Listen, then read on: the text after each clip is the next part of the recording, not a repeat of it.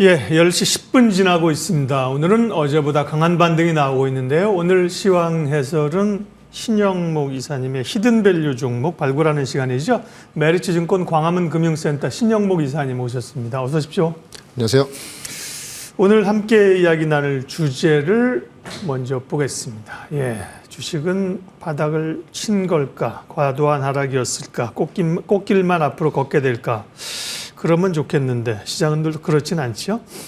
일단 대변수들이 좀 잦아들었습니다. 지난주만 해도 뭐 중동에서 곧 전쟁 날 것 같았는데요. 그 소식은 굉장히 잦아든 상태이고 실적 발표 시즌인데 미국의 실적이 스타트가 나쁘지 않아 보이네요. 역시 실적 발표보다 실적 발표 시에 다음 분기 가이던스. 가이던스가 더 훨씬 영향을 많이 미치는 것 같고요. 그렇죠. 뭐 오늘도 이제 보여줬지 않습니까? 테슬라가 실적 발표했고 이제 저가 차량을 빠르게 이제 시장에 공급하겠다는 얘기 때문에 뭐 굉장히 시장에서 이제 좋아하는 코멘트를 한 거죠.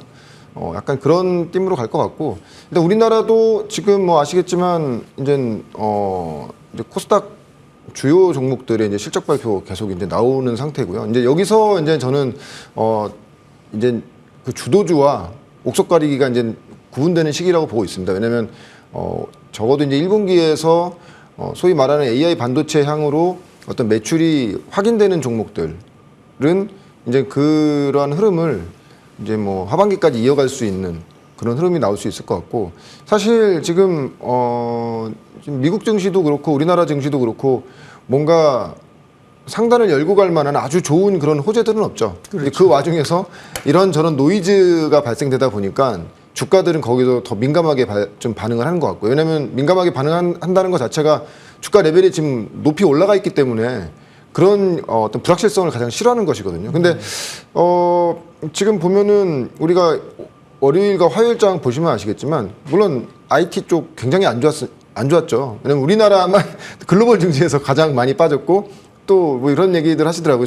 우리나라면 전쟁 났다고 이렇게 얘기하시는데, 근데 그런 뭐 많이 빠진 게 중요한 게 아니고, 많이 빠졌을 때 전체적인 시장의 하락으로 인한 어떤 빠짐이냐 아니면은 그 IT 섹터만 빠지는 거냐 이렇게 봤을 때 사실 이번에 조정은 IT만 받았거든요. IT가 조정받음으로 인해서 뭐 방산이라든지 조선주라든지 그의 식음료 업종들이 상대적으로 또 올라오는 그런 흐름을 본다고 하면은 시장은 여전히 좀 살아있다. 역시 돈은 만약에 전체적으로 시장 자체가 안 좋다고 하면은 사실은 일단은 전체적으로 좀 어떤 그 종목당 많이 오른 종목들에 대해서는 매도가 많이 나옴에도 불구하고 상당히 좀 그 조선업종이라든지 뭐 방산업종으로 또 시장의 온기가 옮겨가면서 아직 시장은 살아있구나 좀 느꼈고요. 그리고 뭐 다들 아시겠지만 엔비디아가 주말에 한 10% 빠지면서 도대체 왜 엔비디아가 10% 빠졌는지 이유를 아직도 모르겠지만 이제 거의 다 회복됐지 않습니까? 근데 우리나라는 어저께까지도 사실은 그 전일 나스닥이 반등했음에도 불구하고 우리나라는 어제 코스닥 같은 경우 그 IT가 관련주들은 음봉이 좀 깊었단 말이죠. 근데 그거에 대한 이제 반발 매수자가 이제 오는 것 같고요.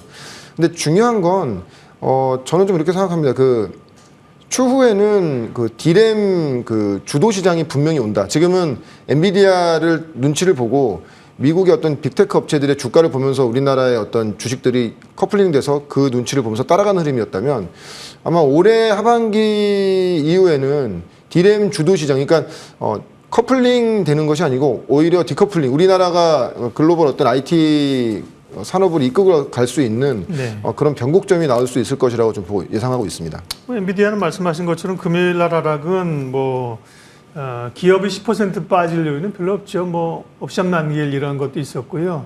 또 인덱스 이런 물량이 좀 있었던 걸로 보입니다. 그래서 그 어쨌든 밀릴 때 반도체가 흔들렸잖아요. 특별히 소부장 같은 경우 탄력이 강했던 종목들이 변동성이 크게 밀렸기 때문에 AI 반도체 랠리는 이제 종료하는 것인가, 그런 질문들을 던졌을 때 단연코 no라고 저희들은 생각을 했었던 건데, 그러면 이제 AI와 반도체 관련해서 이제 앞으로 있을 수 있는 모멘텀이나 방향성은 어떤 걸까요? 한번 시간을 내서 한번 정리를 해드리긴 해야 되는데 사실 우리가 여태까지 AI 반도체, 뭐 HBM, 뭐 온디바이스, 뭐 그리고 많은 얘기들을 했지 않습니까? 근데 사실은 이게 우리가 피부로 느껴지지 않는 가장 큰 이유는 뭐냐면 지금 AI 산업으로 얘기하고 있는 모든 것들이 모든 것이라고 지금 얘기할 수 있습니다. B2B에 연관돼 있기 때문이거든요. 산업과 산업 간의 연관성이 있기 때문에 우리가 아직 피부로 못 느끼고 있다는 것이죠. 그러니까 뭐 슈퍼컴퓨터를 만드는 것이라든지 네. 그리고 서버를 만드는 이런 모든 것들이 B2B에 연결되어 있는 산업이다 보니까 챗 GPT 정도 B2C에서 좀 할 수 있는. 사실 그것도 그냥 맛배기죠. 네, 그렇죠. 네, 그 맛배기 상태고. 네. 근데 앞으로의 시장은 어떻게 되느냐? 이제는 글쎄요, 이제 뭐 하반기가 될지 아니면 내년 초가 될지 모르겠지만 이제는 B2C 시장이 본격적으로 열릴 거라고 예상하고 있거든요. 근데 사실은 이 B2B 시장이 어느 정도 투자가 끝나고 인프라 투자가 끝난다고 하면은 이제 B2C가 열리겠죠. 네. 그렇게 되면은 소위 말해서 우리가 뭐 시청자 여러분들께서 손에 들고 있는 뭐 스마트폰이라든지 우리가 개인용 디바이스 기기에 일대의 어떤 큰 변화가 이제 올 거라고 보고 있고 그거에 하나의 좀 기폭제가 될 수 있는 게 6월에 있을 애플의 그 세계 개발자 대회. 왜냐하면 애플이 그동안 계속 절치부심하고 있는 상태에서 항상 보면 어떤 디바이스에서 뭐 혁신적인 기기를 갖고 나온 게 애플이 이제 그렇게 갖고 나왔기 때문에 특히 뭐 아이폰 같은 경우에도 예전에 아이폰이라는 이런 새로운 제품을 갖고 나온 게 새로운 제품을 갖고 나온 것이 아니고 기존에 이미 있는 산업군 내에서 그것을 이제 혁신성을 가미해서 그걸 들고 나온 것이기 때문에 이미 이제 AI 산업이 이렇게 인프라가 구축된 상태에서 애플이 과연 어떤 디바이스를 갖고 나오냐에 따라서 B2C 시장이 본격적으로 이제 개화된다고 보고 있고요. 그래서 사실 B2C가 열리면 좀 뭐 추후에 이제 또 정리 한번 해드리겠지만은 기존에 있는 우리가 HBM이 지금 AI 반도체 시장과는 또 전혀 다른 또 어떤 소재라든지 반도체가 필요하거든요. 예를 들자면 지금 HBM 같은 경우에는 워낙 고가이기 때문에 우리가 쓰는 디바이스에 들어오긴 굉장히 힘들죠. 그렇죠. 단가가 안 맞기 때문에. 근데 HBM과 같은 고성능 D램, 그러니까 맞춤형 D램이 분명히 디바이스에도 들어가야 된다는 것이고요. 그래서 최근에 얘기 나오고 있는 게 VFO라는 어떤 그러니까 스마트폰에 들어가는 HBM 같은 성능을 가진 그런 어떤 D램도 지금 이미 하이닉스에서 개발이 끝난 상태이기 때문에 만약에 B2C 시장으로 넘어가는 그 변곡점에서 본다고 하면은 아마 그 변곡점에서도 굉장히 큰 기회가 많이 오고 거기에 관련된 종목들에 우리가 이제 작년부터 AI 시장 열리면서 왔던 이런 종목들만큼의 큰 성장을 나갈 수 있는 종목들도 분명히 있을 거라고 생각하고 있습니다. 그래서 B2C 시장이 과연 어느 때부터 그러니까 우리가 온디바이스라는 얘기를 계속 하고 있는데 지금 얘기가 아니고 실질적으로 이제 우리가 손에 잡히는 이 시기가 이제 올해 하반기에서 내년도에는 분명히 그러한 시장이 열릴 것이다. 그러면 그런 열리는 시장을 우리가 이제 그 관련된 종목들을 미리 이제 좀 공부를 해놓고 이제 그 시장이 열렸을 때 좀 베팅을 하실 수 있는 그런 준비를 해야 되는 이런 구간이라고 보고 있습니다. AI와 반도체 모멘텀은 여전히 진행형이다. 다만 뭔가 좀 패턴과 모양을 바꿔갈 가능성들을 대비하자. 소위 이제 포스트 AI라고 오늘 단어를 주셨고요. 그 중에 하나가 B2B에서 B2C로 기업이 기업에게 납품하던 거에서 기업이 소비자에게 B2C로 가는 영역으로의 확장. 또 하나 인프라이기도 하셨는데 이건 전력 이런 거 오르는 거 이런 건가요? 맞습니다. 결론적으로는 우리나라 이제 전력 관련돼서 사실 이제 발전기라든지 변압기 쪽이 지금 어마어마하게 지금 많이 올라가고 있고 아직도 성장이 훨씬 많이 남았다 이렇게 얘기를 하고 있고 그리고 제가 앞서 한번 소개시켜드렸지만은 원전 쪽이라든지 샘 알트만도 지금 원전 쪽에 지금 본인이 직접 투자한 회사도 있고요. 그리고 최근에는 태양광 회사에도 이제 또 투자를 하고 있는 상태이기 때문에 근데 사실 제가 이제 원전 관련돼서 언급드리긴 했지만 가장 직관성 있는 건 변압기죠. 왜냐하면 결론적으로 원전이라는 것이 정책적인 어떤 그런 부분도 큰 요인이기 때문에 시장에서는 그런 어떤 변동성, 특히 이제 정권이 어떤 정책을 쓰냐에 따라서 많이 달라지지 않습니까? 친환경 정책을 쓰는 그런 어떤 정권도 있고, 약간 이런 원자력을 좀 중시하는 이런 만약에 그러니까 약간의 이제 호불호가 갈릴 수가 있는데 변압기 쪽은 그냥 간단하죠. 무조건 이 전선을 깔아야 되니까 변압기 무조건 필요한 것이고, 그러니까 그런 쪽의 종목들은 여전히 계속 어느 정도 많이 올랐기 때문에 조정받겠지만 실적을 확인하면서 그런 가는 구간이라고 보고 있고 특히 지금 HBM 관련돼서는 HBM3E 관련돼서는 오늘 좀 제가 이제 오기 전에 뉴스가 하나 나왔는데 레조락 홀딩스라고 일본의 그 소재를 만드는 회사가 있습니다. 그 HBM에 들어가는 아주 핵심적인 소재를 만드는 회사인데 이 회사에서 이제 1,000억 엔 정도의 이제 전환사채를 발행했다고 하더라고요. 그렇게 되면 뭐냐면 증설을 위해서 이렇게 되면 어떤 얘기냐면은 본격적인 본격적인 HBM의 경쟁이 시작됐다. 왜냐하면 소재 회사가 증설을 했다는 것은 그만큼 시장을 좋게 보고 증설을 한 것이고, 1,000억 원이라고 하면 우리나라 돈으로 1조 정도 되는 돈이니까 이제 시장이 열리는 시장을 확신을 갖고 투자를 하는 것이기 때문에, 이렇게 되면 분명히 이제 SK 하이닉스, 삼성전자, 마이크론, 이게 HBM3E를 만들어낼 수 있는 이 반도체 3사의 경쟁이 지금부터 시작된 것이기 때문에 이 경쟁에서 큰 수혜를 누릴 수 있는 또 기업도 있다는 것이죠. 그런 기업들을 우리가 또 지금부터 공부해서 이렇게 시장이 조정받을 때 편입되는 그런 전략으로 가시면 상당히 좋을 거라고 생각하고 있습니다. 얼마 전 제가 뭐 댓글에 보다 보니까 뭐 이렇게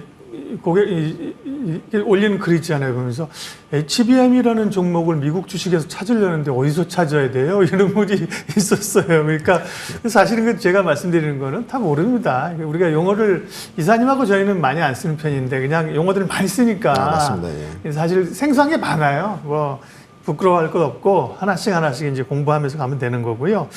자, 그래서 어쨌든 간에 AI와 반도체 트렌드 얘기를 계속하고 있는 상황인데 오늘 준비해 주신 히든밸류 종목 기업은 어디입니까? 네, 동진세미캠이고요. 동진세미캠. 네. 히든 요소는 지난 시간에 나와서 말씀드릴 때 이미 말씀 한번 드렸던 것 같아요. 그때 이제 목표가 5만 원 말씀을 드렸는데 뭐 그 이후에 이제 주가가 이제 뭐 시세 흐름이 좋아가지고 목표가 한번 찍고 이제 많이 조정을 받은 상태인데, 그러니까 이렇게 이제 되게 보면 지금 보면은 HBM 관련된 주식이라든지 뭐 레거시라든지 뭐 기존의 AI 반도체 관련된 이런 종목들이 고점 대비했을 때 주도주 같은 경우에는 한 20% 정도에서 30% 조정이면 반등이 반드시 나오더라고요. 한미 반도체도 지금 그런 흐름이었고 동진세미캠도 지금 상당히 좋습니다. 왜냐하면 사실 고점에서 20%면 조정은 사실 큰 거죠. 그렇죠? 맞습니다. 근데 우리나라 주식들이 워낙 그러니까요. 사실 뭐 SK 하이닉스나 삼성전자도 지금 그러니까요. 조정을 뭐 10% 이상을 받으니까 그러면 그 밑단에 있는 주식들은 20% 이상 조정 받는 게 맞는다고 보는데 그런 요인 때문에 어떻게 보면은 그 편입이 안 됐던 분들은 편입할 수 있는 좋은 기회가 오고 있다고 볼 수 있고, 동진세미캠 설명드리기 전에 제가 말씀드린 것처럼 HBM3E의 경쟁이 이제부터 시작됐다고 말씀드렸지 않습니까? 작년까지는 하이닉스의 독주였죠. 90% HBM3를 90%를 납품을 했으니까 하이닉스의 독주였다면, 올해는 지금 뭐 하이닉스도 지금 HBM3 이제 납품이 시작됐고요. 마이크론도 납품을 하겠죠. 왜냐하면 한미반도체 장비까지 들어가는 거 보면은 맞고, 그렇죠. 예. 삼성전자도 뭐 상반기에 한다, 뭐 AMD 이제 한다 이런 얘기도 많은 얘기도 있지만, 결론적으로 그럼 그동안에는 엔비디아 쪽도 삼성전자가 속도가 좀 빨라진다는 얘기가 계속 들려요. 근데 맞습니다. 아직까지는 근데 확인된 거는 없고요. 그러니까요. 가능성을 보고 있는 건데 어떻게 됐든 간에 시장에서는 할 것이다라는, 왜냐하면 삼성전자도 보면은 그 장비사들의 발주가 조금씩 이어지고 있거든요. 그렇다면 그건 뭐냐면은 어떤 뭐 테스트용 장비가 아니라 양산용 장비로도 이제 그것이 확대될 수 있다고 예상하고 있는 것이기 때문에, 그래서 핵심은 뭐냐면요. 그러니까 기존의 HBM3를 SK 하이닉스에서만 만들었다면 HBM3는 반도체 3사에서 만들기 때문에 소재를 제공하는 업체는 그만큼 수혜가 크다는 것이죠. 소재나 장비. 맞습니다. 한 군데 납품했던 이런 그 장비나 소재를 경쟁으로 인해서 이 3사에서 골고루 지금 들어가는 것이기 때문에, 그래서 동진세미캠 같이 어떤 레거시 관련돼서도 상당히 좋은 흐름을 보고 있는 회사들은 본업이 좋아지는 어떤 흐름도 굉장히 좋겠지만, 특히 경쟁이나, 그러니까 경쟁을 하게 되면은 특히 이제 그 하이닉스 같은 경우에는 HBM3 같은 경우에는 단독으로 만들었으니까 경쟁자 없이 그 시장에 진입이 됐지만, 이제 HBM3E부터는 당연히 HBM의 어떤 그 수요도 다 따라가야겠지만, 그 전공정단에서 더 미세화를 시켜서 이제 칩을 더 얇게 만들거나 작게 만들어야 되거든요. 그런 경쟁까지 이제 가미된다고 하면은 전공정, 후공정에 다 소재를 제공하고 있는 동진세미캠 같은 회사들은 수혜가 당연히 클 수밖에 없겠죠. 특히 이제 그 미세화를 더 시켜야 되기 위해서는 EUV 장비 많이 들어보셨을 텐데, 그 EUV에 이제 들어가는 포토 레지스트리를 동진세미캠이 지금 생산을 하고 있고요.